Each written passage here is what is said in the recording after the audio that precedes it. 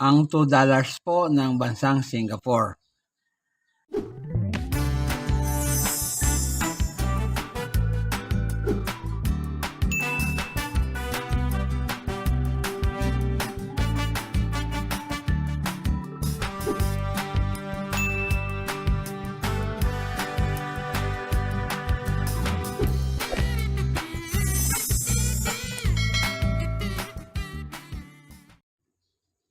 Magandang araw po sa inyong lahat, lalo na sa aking mga kabarya, kapwa kolektor, lahat ng senior citizen at mga silent viewer, maging sa mga kaibigan natin dyan.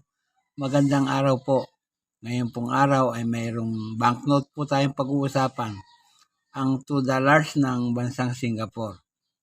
Pag-usapan po natin. Sa harapang bahagi po ng banknote ito ay makikita natin ang larawan ng kanilang unang presidente, si President Yusof bin Ishak. Yan po. Yan po ang kanilang unang presidente. At pagkatapos po yung coat of arms, ayan po. Palabasa, ito po ay polymer, kaya po nagto-through and through yung kanilang coat of arms. Pero yun po makikita po natin pag itinapat po natin sa may kulay na bahagi, ayan, makikita natin ang coat of arms.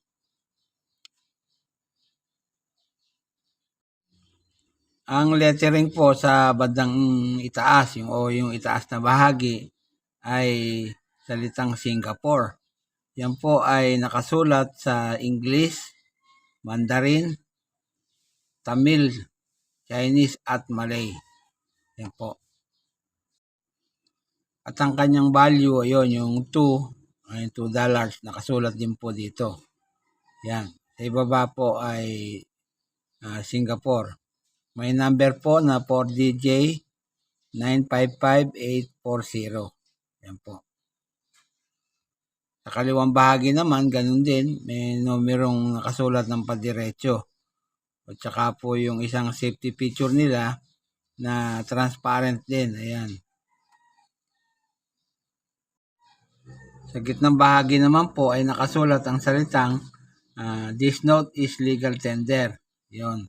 Tapos po nakapirma yung chairman, yung Monetary Authority of Singapore. Yun.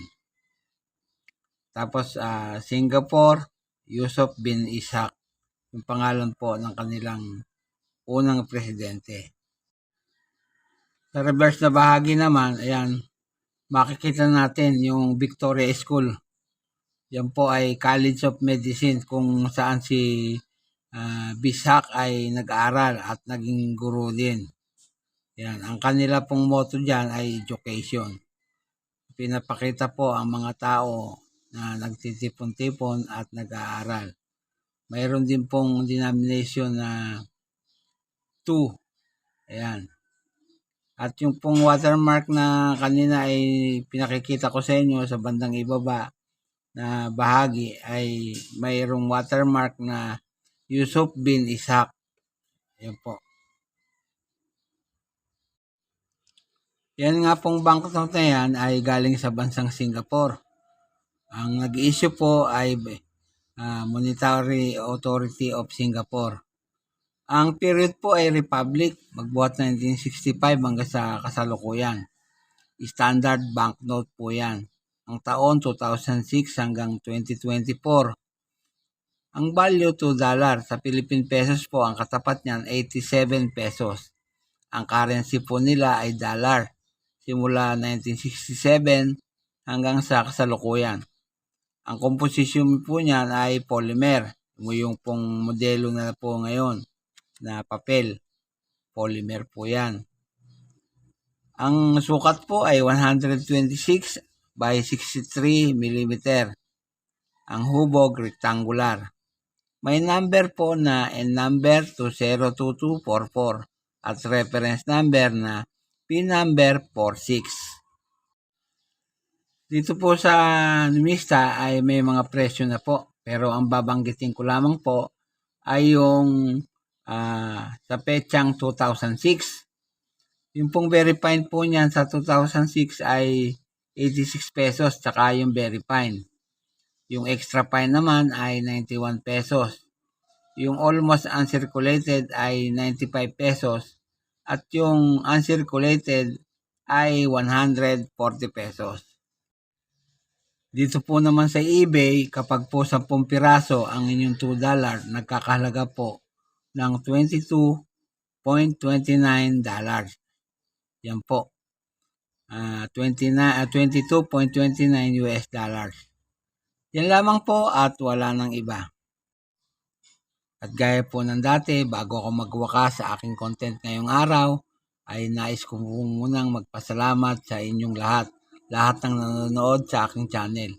Lalo na sa aking mga kabarya at kapwa kolektor, sa mga senior citizen at mga silent viewer, gayon din sa mga kaibigan natin dyan. Maraming salamat po. At lagi niyong tinatangkilik yung aking mga video. Maraming salamat po sa inyong lahat. Salamat po sa inyong panonood at sa huli ay masabi kong mabuhay tayong lahat.